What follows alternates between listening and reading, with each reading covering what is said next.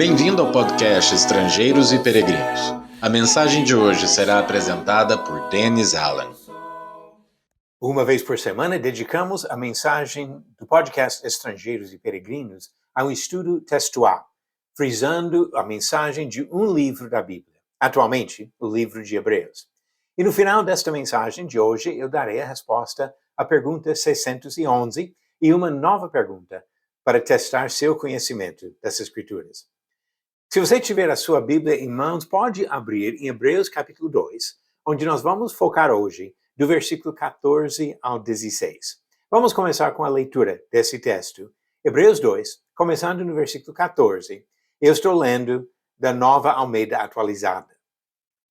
Visto, pois, que os filhos têm participação comum de carne e sangue, também Jesus igualmente participou dessas coisas, para que, por sua morte, destruísse aquele que tem o poder da morte, a saber, o diabo, e livrasse todos os que, pelo pavor da morte, estavam sujeitos à escravidão por toda a vida. Pois ele, evidentemente, não socorre anjos, mas socorre a descendência de Abraão. Como tenho feito nos textos anteriores, vamos analisar esse texto por meio de algumas perguntas e respostas. Então, começando aqui com as primeiras perguntas sobre o versículo de 14 a 16.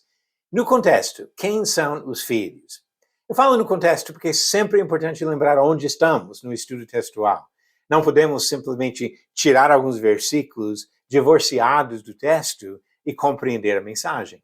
Então, quando ele fala aqui, visto pois que os filhos têm participação, quem são os filhos? E quando voltamos alguns versículos antes disso, descobrimos que ele tem falado sobre os santificados, capítulo 2, versículo 11, os irmãos, capítulo 2, versículos 11 e 12, e os filhos que Deus deu para Jesus, capítulo 2, versículo 13. Agora, no 14, quando ele fala sobre os filhos, são estes, os santificados, os irmãos, os filhos que Deus deu para Jesus. Uma maneira de identificar os cristãos. Então, os cristãos, os filhos dados a Jesus, têm participação comum de carne e sangue. Agora, já podemos responder a segunda pergunta. Esses filhos são humanos ou seres celestiais? O fato que ele fala de participação de carne e sangue demonstra claramente que se fala sobre seres humanos. Pessoas sujeitas a pavor da morte, como ele diz no versículo 15. Todos nós vivemos com esta realidade, que nós vamos viver por algumas décadas talvez, mas sabemos que a vida vai terminar. E mais ainda, a preocupação com a morte espiritual e eterna, de separação de Deus. Então nós vivemos com essa preocupação. E assim ele deixa bem claro no versículo 16 que ele não socorre anjos. Ele não morreu na cruz para salvar aqueles que já estavam com Deus no céu. Ele morreu na cruz para salvar pessoas aqui na terra, seres humanos, que ainda não tiveram esse privilégio de estar na presença celestial do Senhor. Ele não socorre anjos. Jesus veio para salvar seres humanos. Lembramos agora que ele já estabeleceu o fato de Jesus ser superior aos anjos. E agora ele enfatiza a missão de Jesus. Jesus viveu e morreu a favor dos seres humanos. A próxima pergunta: por que Jesus precisou participar da condição humana? Diz aqui que ele tem participação comum de carne e sangue, mas por quê? Ele participou dessas coisas, diz versículo 14, para que por sua morte destruísse o diabo, aquele que tem o poder da morte, e que ele livrasse aqueles que estão sujeitos ao problema da morte, a consequência do pecado. E assim a ênfase está na sua qualificação aqui como sacrifício. Vamos ver esse tema desenvolvido bastante ainda nesse livro de Hebreus. Inclusive, nos próximos versículos, ele vai entrar mais nessa questão de Jesus se qualificar como sacrifício pelos pecados dos seres humanos. Uma outra pergunta: o que Jesus fez por sua morte. Diz aqui que ele participou dessas coisas para que por sua morte destruísse o diabo, livrasse aqueles que foram sujeitos à escravidão durante toda a sua vida. Nisso observamos um papel importante de Jesus em derrotar o diabo. Eu quero compartilhar 3 textos que vêm de outros livros para frisar exatamente essa função da morte de Jesus na cruz. Em Colossenses capítulo 2, começando no versículo 13, vamos observar o que o apóstolo Paulo disse sobre a vitória de Jesus na cruz. Colossenses capítulo 2, começando no versículo 13, ele diz: E quando vocês estavam mortos nos seus pecados e na incircuncisão da carne, ele lhes deu vida juntamente com Cristo, perdoando todos os nossos pecados, cancelando o escrito de dívida que era contra nós e que constava de ordenanças, o qual nos era prejudicial, removeu-o inteiramente, cravando-o na cruz, e despojando os principados e as potestades, publicamente os expôs ao desprezo, triunfando sobre eles na cruz. A vitória de Jesus sobre qualquer poder espiritual que prejudicava os seres humanos. Na primeira epístola de João, 1 João capítulo 3, versículo 8, ele também frisa esse aspecto da vitória de Jesus na cruz. Diz 1 João 3, versículo 8, aquele que pratica o pecado procede do diabo, porque o diabo vive pecando desde o princípio. Para isto se manifestou o Filho de Deus, para destruir as obras do diabo. Eu não vou ler o capítulo inteiro, mas Apocalipse capítulo 12 também mostra essa vitória de Jesus sobre o diabo. Que o diabo tentou destruir Jesus desde que Jesus apareceu aqui na terra, mas não conseguiu. E até um dos servos de Jesus, Miguel, arcanjo, teve uma vitória para expulsar o diabo, mas isso foi feito, diz Apocalipse 12, pelo sacrifício de Jesus Cristo. Jesus derrotou o diabo. Ele não consegue fazer nada além do que Deus permite temporariamente, mas já é uma pessoa condenada e assim vencida.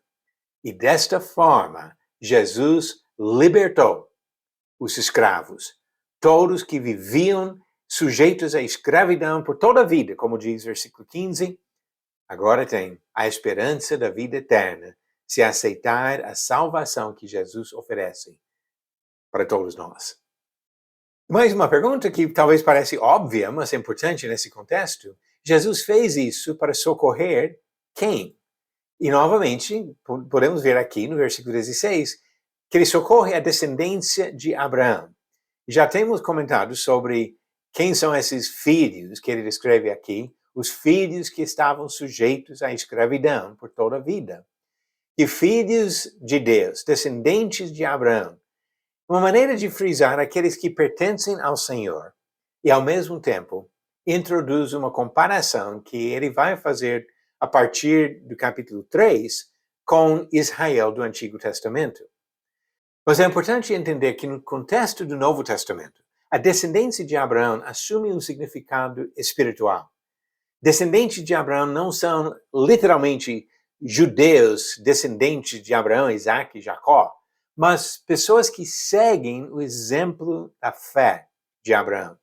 Paulo frisou isso em Romanos capítulo 2, versículos 28 e 29, o que realmente significa Israel no contexto do Novo Testamento.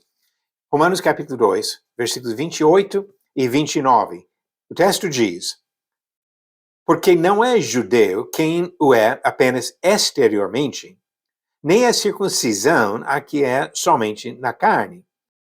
Porém, judeu é aquele que o é interiormente, e circuncisão é a do coração, pelo Espírito, não segundo a letra, e cujo louvor não procede de seres humanos, mas de Deus. Na verdade, Paulo está desenvolvendo aqui um tema que Jesus introduziu bem em João capítulo 8, quando ele mostrou que os descendentes de Abraão não eram aqueles judeus que estavam criticando e e rejeitando Jesus, mas os verdadeiros judeus, os verdadeiros descendentes de Abraão, são as pessoas que imitam a fé que Abraão demonstrou na sua vida. Jesus veio, viveu e morreu para socorrer as pessoas que demonstram a fé de Abraão. E antes de encerrar essa pequena parte do nosso estudo, vamos observar algumas conclusões que vêm desse texto de Hebreus 2, versículo 14 a 16. Primeiro, Jesus assumiu a forma humana para poder se sacrificar pelos homens. Segundo, ele derrotou o diabo e nisso ele libertou os escravos. E outro ponto importante, o que acabamos de ver no versículo 16.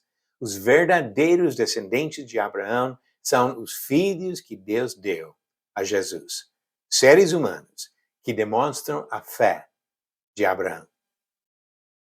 Se Deus permitir, no próximo episódio desta série, ou seja, daqui a uma semana, nós vamos dar continuidade a partir do versículo 17 de Hebreus capítulo 2. Obrigado por sua participação e agora já vamos partir para as perguntas. A pergunta 611. Qual festa dos judeus teve sua origem na história de Esther? Alternativas A. Páscoa, B. Pentecostes, C. Purim ou D. Tabernáculos. A resposta certa, alternativa C. Purim. Como encontramos na história muito interessante do livro de Esther. Capítulo 9, versículo 32 diz: E o decreto de Esther estabeleceu estas particularidades de Purim e se escreveu no livro. Purim tem origens nesse contexto do livro de Esther. E a pergunta 612. Qual cristão em Antioquia foi criado com o mesmo governante que mandou decapitar João Batista? Alternativas A. Barnabé, B. Filipe, C. Simeão ou D. Menahem. A resposta no final do próximo episódio. Jesus Cristo veio para socorrer os descendentes de Abraão. Ainda bem, porque todos nós temos esse privilégio de demonstrar a fé de Abraão e ser contados como filhos de Jesus que o Pai deu para ele, descendentes espirituais de Abraão. Obrigado por nos acompanhar nessa jornada pelas Escrituras. Volte amanhã para ouvir mais uma mensagem do podcast Estrangeiros e Peregrinos. Seguimos pelo mundo a viajar.